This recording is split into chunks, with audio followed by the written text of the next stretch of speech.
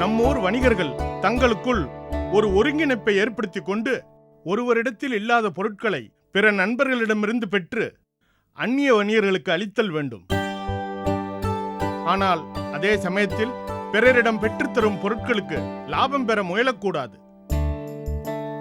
லாபம் குறைவாக இருந்தாலும் தொடர்ந்து வணிகம் நடைபெற வேண்டும் என்பதில் நாம் மிகவும் கவனமாக இருத்தல் வேண்டும்.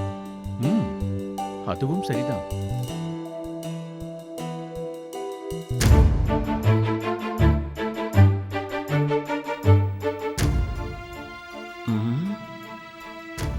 இவ்வளவு பெரிய மண்டபமா? வணிகம் என்பது உடல் உழைக்காமல் வெறும் செல்வம் ஈட்டும் தொழில் என்று பலரும் கருதி கொண்டுள்ளனர். அது தவறு. நம் நாட்டு வேளாண் பெருமக்கள் விளைவிக்கும் பொருட்களை அவை கிடைக்கப் பெறாதவர்கள் மத்தியில் கொண்டு போய் சேர்ப்பதும் வேளாண்மை செய்பவர்களுக்கும் செல்வம் ஈட்டித் தருவது வணிகர்களின் கடமை என்பதை நாம் மறந்துவிடக்கூடாது. அதே சமயத்தில் அரசிடத்தில் நீங்கள் நேர்மையாக நடந்து சமூகத்தில் நன்மதிப்பை பெற்றிருந்தால்தான் உங்களுக்கு ஒரு நெருக்கடி ஏற்படும் சமயங்களில் அரசு உங்களுக்கு கை கொடுத்து உதவ முடியும். உங்களிடத்தில் பணம் இருக்கும்போது பொருட்களை வாங்கி பதுக்கி வைத்துக் கொள்வதும், பற்றாக்குறை இருக்கும் இடத்தில் மதிப்பை விட மிகுதியான விலை வைத்து விற்பதும் கொள்ளையடிப்பதை விட கேவலமான செயலாகும். அத்தகைய செயலை செய்வோரை சமூக விரோதி என்றே கருத வேண்டும். வணிகர்கள் தாங்கள் ஈட்டிய செல்வத்தில் முறையாக வழி செலுத்துதல் வேண்டும். அதேபோல் வருமானத்தில் ஒரு குறிப்பிட்ட தொகையை தான தர்மத்திற்கும் செலவிட வேண்டும். மக்களிடம் ஈட்டிய தொகையை மீண்டும் மக்களுக்கே செலவிட்டு அவர்களிடம் நன்மதிப்பை பெறுவதின் மூலமாகத்தான் வணிகத்தை தக்க வைக்க முடியும். இப்பொழுது அயல்நாட்டு வணிகர்கள் தங்களுக்கு என்னென்ன வேண்டும் என்பதை அமைச்சர் எதிரில் தெரிவித்தால், நமது உள்ளூர் வணிகர்கள் தங்களிடம் என்னென்ன பொருட்கள் எந்த அளவு உள்ளது என்பதை கூற வேண்டும். அதேபோல் அனைவரும் சமமான அளவு அந்நிய நாட்டு வணிகம் புரிகிற வகையில் வாய்ப்பு வழங்கப்பட வேண்டும். அந்நிய நாட்டு வணிகர்கள் தங்கள் தேவைகளை கூறுங்கள். இங்கே பெரும் பெரும் வணிகர்களும் அயல்நாட்டு வணிகர்களும் அமைச்சர் பெருமக்களுமாக கூடியிருக்கின்றனர். இந்த இடத்திற்கு நம்மை எதற்காக அனுப்பி வைத்தார் அந்த வணிகர்? இங்குள்ள அயல்நாட்டு வணிகர்களுக்கோ மஞ்சளும் மிளகும் தானியங்களும் நூற்றுக்கணக்கான மூட்டைகள் தேவைப்படும். நம்மிடம் இருப்பதோ உள்ளூர் வணிகத்திற்கே போதுமானதல்ல. நாம் இங்கே வந்ததால் நமக்கு என்ன பயன் என்பதே தெரியவில்லை. எந்த எண்ணத்தில் அந்த வணிகர் நம்மை இங்கு அனுப்பி வைத்தார்? ஒன்றும் புரியவில்லை. அமைதி, அமைதி. இங்கே அவரவர்கள் பேசிக் கொண்டிருந்தால் அது அமைச்சர் பெருமக்களை அவமதிப்பது போல் இருக்கிறது. எல்லோரும் அமைதியாக இருந்து இந்த கூட்டத்தின் நோக்கம் வெற்றியடைய ஒத்துழைக்குமாறு வேண்டுகிறேன். இந்த அயல்நாட்டு வணிகர்கள் கேட்டதென்னவென்றால், இப்பொழுது அவருக்கு வேண்டியது 100 மூட்டைகள் ஏலக்காய். 100 மூட்டைகள் ஏலக்காய் யாரிடமாவது இருக்கிறதா? என்ன கூறுங்கள். இல்லையேல் 10-30 என்று யார் யாரிடம் எவ்வளவு இருக்கிறதோ அவற்றை ஒன்றாக சேர்த்து தர முடியுமா என்று கூறுங்கள். ஐயா, எங்கள் அத்தனை பேரிடமும் உள்ள ஏலக்காய்களை எல்லாம் ஒன்று சேர்த்தாலும் கூட அவர்களுக்கு தேவையான அளவில் 1/4 பங்கு கூட தேராது. என்ன? நமது ஊரில் உங்கள் அத்தனை பேரிடமும் உள்ளது ஒன்று சேர்த்தாலும் கூட அந்த அளவிற்கு தேராதா? அது எப்படி ஒருவரிடமும் இல்லாமல் போனது? ஐயா, நாங்கள் எல்லாம் சிறு வணிகர்கள். இப்போதுதான் முதல் முறையாக அயல்நாட்டு வணிகர்களை பார்க்கிறோம். இதற்கு முன்னர் அவர்கள் தரகர்கள்தான் அவர்களுக்கு தேவையான பொருட்களை பெற்றுச் செல்வார்கள். தரகர்கள் மூலமாக நடைபெறும் வணிகத்தில் முறைகேடுகள் நடந்து விடுகின்றன என்பதுதானே இப்பொழுது பிரச்சனை. அதை தடுக்கத்தானே இந்த கூட்டம். ஐயா, நமது ஊரில் அமரநீதி என்ற ஒரு வணிகர் இருக்கிறார். அவரிடம் ஏலக்காய் 50 மூட்டைகளுக்கு மேலாக இருந்தது எனக்கு தெரியும். ஆனால் இப்போது அவர் நிலைமை சரியில்லை. என்ன செய்வது என்று தோன்றவில்லை. அதெல்லாம் ஒரு காலம். அதுதான் இப்போது எதுவுமே இல்லையே. இல்லாததை பேசி என்ன ஆகப் போகிறது? அங்காடிக்கு சென்றாலாவது நமது உள்ளூர் வணிகத்தை கவனிக்கலாம். ஐயா வணக்கம். அட கார்கோடகா, எப்படி இருக்கிறாய்? நன்றாக இருக்கிறேன் ஐயா. நான் உங்களை தேடித்தான் தங்கள் அங்காடிக்கு சென்று வருகிறேன். என்னை தேடியா? எதற்கு? ஐயா, இங்கே நடக்கும் உள்நாட்டு வெளிநாட்டு வணிகர்கள் கூட்டத்தை பற்றி தங்களிடம் தகவல் தெரிவிப்பதற்காக அங்காடிக்கு சென்றேன்.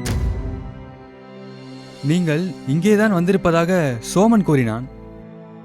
நீங்கள் ஏன் கூட்டத்தில் பங்கேற்காமல் வெளியே நிற்கிறீர்கள்? கார்கோடகா, இது பெரிய வணிகர்கள் பங்கு கொள்ளும் கூட்டம். என்னிடம் உள்ளூர் வணிகத்திற்கே போதிய பொருட்கள் கிடையாது. அப்படி இருக்க நான் இதில் கலந்து கொண்டு செய்யப்போவது என்ன? அதனால்தான் அங்காடிக்கு திரும்பிக் கொண்டிருக்கிறேன். ஐயா, தாங்கள் அப்படி சொல்லக்கூடாது. நேற்று நீங்கள் பெரிய அளவில் வணிகம் செய்து வந்தவர்தான்.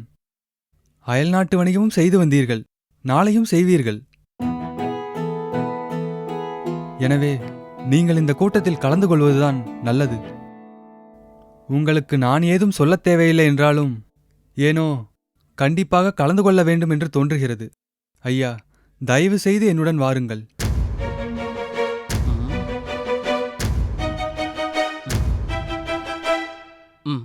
சரி வா. சரி ஐயா.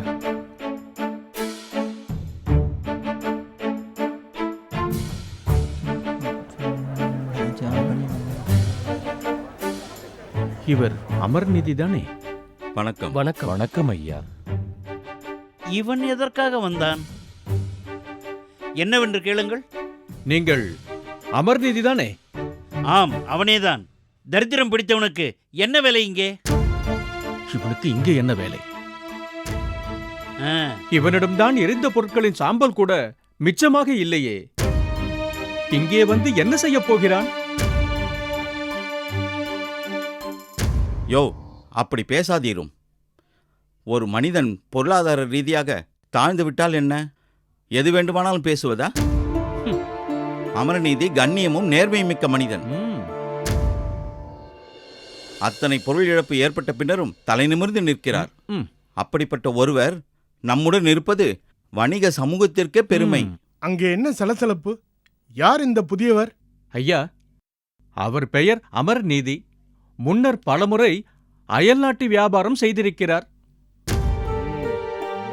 ஆனால் தற்போது பாவம், என்ன ஆயிற்று அவருக்கு? அவரது அங்காடியும் இருப்பு அரங்கும் எரிந்து நாசமாகிவிட்டன. தற்போது சிறிய அங்காடியை வைத்துக்கொண்டு காலம் தள்ளுகிறார். ஏனையா இது குறித்து அரசாங்கத்திற்கு முறையீடு செய்யவில்லை? யாராவது எரித்திருப்பார்கள் என்று சந்தேகமாக இருக்கிறதா? அதெல்லாம் ஒன்றுமில்லை ஐயா. அது ஏதோ விதிவசமாக எரிந்து முடிந்தது. மேற்கொண்டு எதுவும் செய்வதற்கில்லை. அதனால் அப்படியே விட்டுவிட்டேன். அப்படியெல்லாம் ஒன்றும் இருக்கக்கூடாது. சரி, இப்பொழுது இந்த அயல்நாட்டு வணிகர்களுக்கு 100 மூட்டை ஏலக்காய்கள் வேண்டுமாம். உமக்கு இருக்கும் பழைய தொடர்புகள் மூலம் ஏதேனும் ஏற்பாடு செய்ய முடியுமா? இல்லை ஐயா, இப்போது நான் சிறிய அளவில்தான் வணிகம் செய்து கொண்டிருக்கிறேன். ஏதோ எனது ஜீவனத்திற்கும் சிவத்தொண்டிற்கும் ஏற்ற வருமானம் கிடைத்தால் போதுமென்று இருக்கிறேன். ம். சரி சரி, அப்படியானால் வெளியில் இரும். பெருமளவில் பொருட்கள் சேர்த்துக்கொண்டு அடுத்தடுத்த வணிகர் கூட்டங்கள் நடக்கும்போது கலந்து கொள்ளலாம். போய் வாரும்.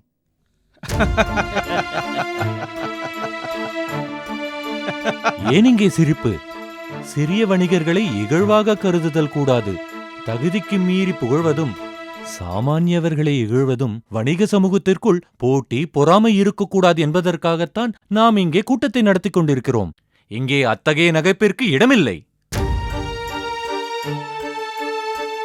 ஐயா, என்னை மன்னித்து விடுங்கள். நான் தான் உங்களை வற்புறுத்தி அழைத்து வந்தேன். ஆனால் உங்கள் அருமை பெருமை தெரியாமல். இப்போது என்ன நடந்துவிட்டது? வருந்துவதற்கு ஒன்றுமில்லை. நீ சென்று உனக்கான வேலைகளை கவனி. நான் வருகிறேன்.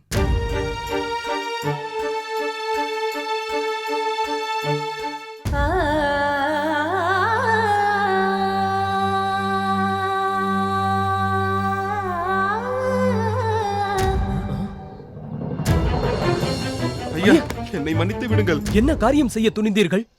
உங்களை விட வயதில், அனுபவத்தில், தகுதியில் அனைத்திலும் சிறியவன் நான். நீங்கள் என் காலில் விழுந்திருந்தால் காலா காலத்திற்கும் நீங்கா பழியை ஏற்பவனாயிருப்பேன். தயவு செய்து என்னை அத்துணை கதிக்கு ஆளாக்கி விடாதீர்கள். என்ன ஆயிற்று உங்களுக்கு? ஐயா, நீங்கள் என்னிலும் வயதில் குறைந்தவராக இருக்கலாம், ஆனால் தகுதியில் உயர்ந்தவர் நீங்கள்தான். நான் உங்களுக்கு தீங்கிழித்திருக்கிறேன். ஆனாலும் உங்கள் மனநிலை எத்தனை பக்குவப்பட்டிருந்தால் எனக்கு இவ்வளவு மரியாதை கொடுப்பீர்கள்? நெருக்கடிகள் தோன்றும் போதுதான் மனிதர்களுக்கு சில உண்மைகள் புரியும். நான் இப்போது உண்மைகளை புரிந்து கொண்டிருக்கிறேன். அதற்காக நான் இவ்வளவு பெரும் இழப்புகளை சந்திக்க வேண்டியதாகிவிட்டது. ஐயா, சற்று புரியும்படியாக சொல்லுங்கள். என்ன ஆயிற்று உங்களுக்கு? ஐயா, ஒரு வணிகன் பிறர் பொருளுக்கு ஆசைப்படக்கூடாது. நான் உங்கள் பொருளுக்கு ஆசைப்பட்டேன். என் பொருட்களை ஏற்றி சென்ற கப்பல் ரோமாபுரி கரையை அடையும் முன்னரே கடலில் கவிழ்ந்து விட்டதென்று புறாச்செய்தி வந்திருக்கிறது.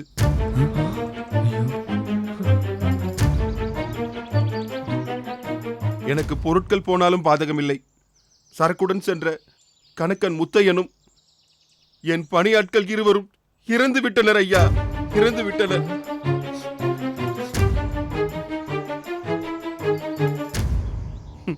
இவையெல்லாம் நான் உங்களுக்கு செய்த பாவத்தின் மறுவினை ஐயா, மறுவினை.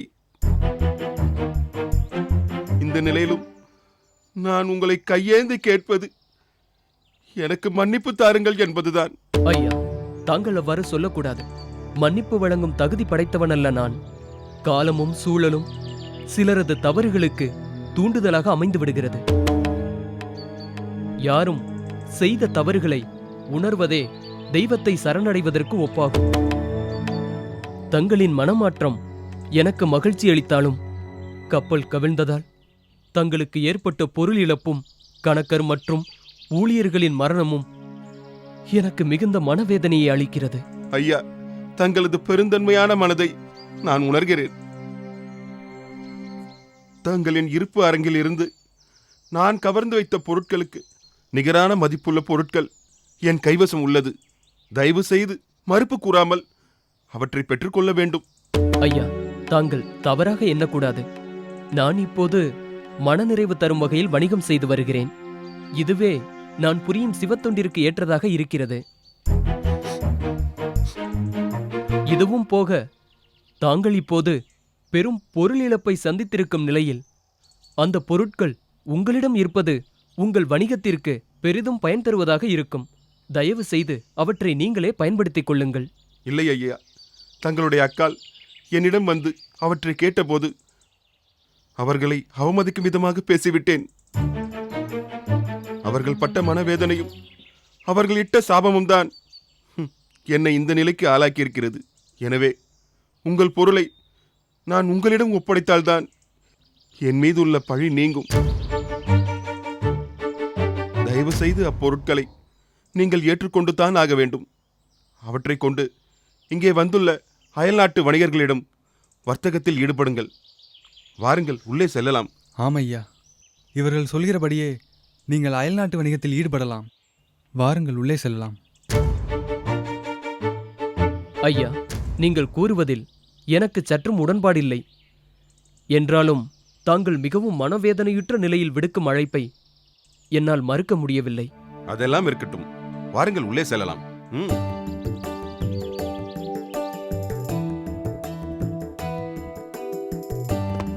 வணக்கம் பெருவணிகரே. வணக்கம் பெருவணிகரே.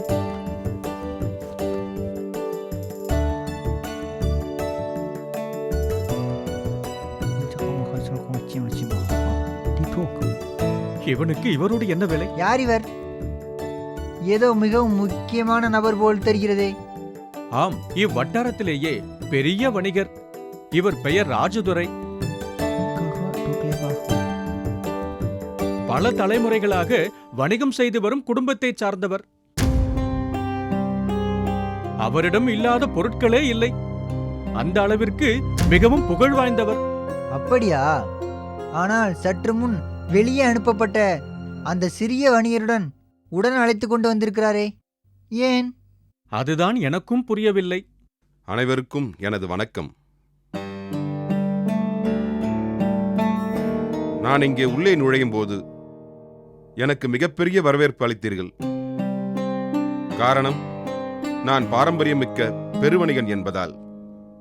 உங்களுக்கு இப்போது ஒரு மகத்தான உண்மையை அறிவிக்கிறேன்.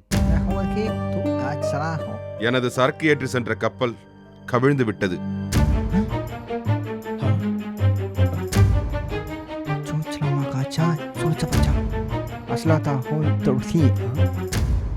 எனவே இந்த நாழிகையில் நான் பழைய ராஜதுரை இல்லை, பெரும் ஓட்டாண்டியாகிவிட்டேன்.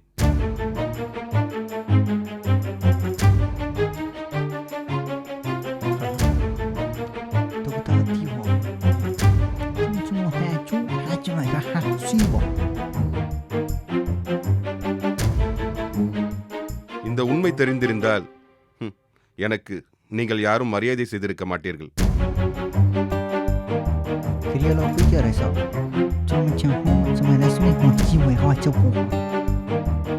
இந்த நேரத்தில் நான் இன்னொரு உண்மையை பகிரங்கமாக அறிவிக்கிறேன். இதோ இந்த அமர்நிதி. சற்று முன் இங்கிருந்து அவமதித்து அனுப்பப்பட்ட அமர்நிதி எனது மரியாதைக்குரிய நண்பர். நான் இவருக்கு சொல்ல முடியாத துன்பங்கள் இழைத்தேன். அவரது கைப்பொருளை எல்லாம் பறித்து வைத்திருந்தேன். இன்று மனம் வருந்தி மன்னிப்பு கேட்டபோது பெருந்தன்மையுடன் என்னை ஏற்றுக்கொண்டார்.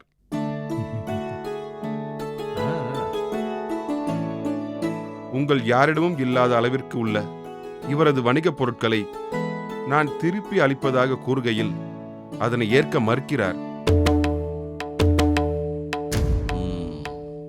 அதனை ஏற்குமாறு அமைச்சர்கள் இவரை வற்புறுத்த வேண்டும்.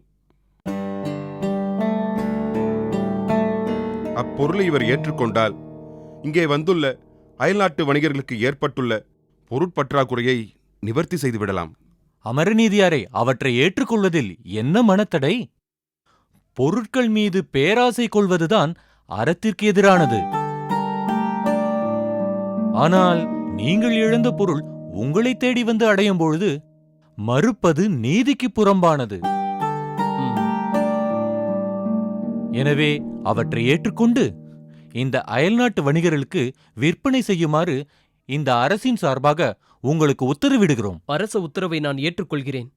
அரச பிரதிநிதி அவர்களே, உங்கள் உத்தரவுப்படியே ராஜதுரை அவர்களிடமிருந்து பொருட்களை பெற்று இந்த அயல்நாட்டு வணிகர்களுக்கு விற்பனை செய்கிறேன். அவர்களை இன்றே அழைத்துச் சென்று ஆவணம் செய்கிறேன். ஆஹா, மிக்க மகிழ்ச்சி.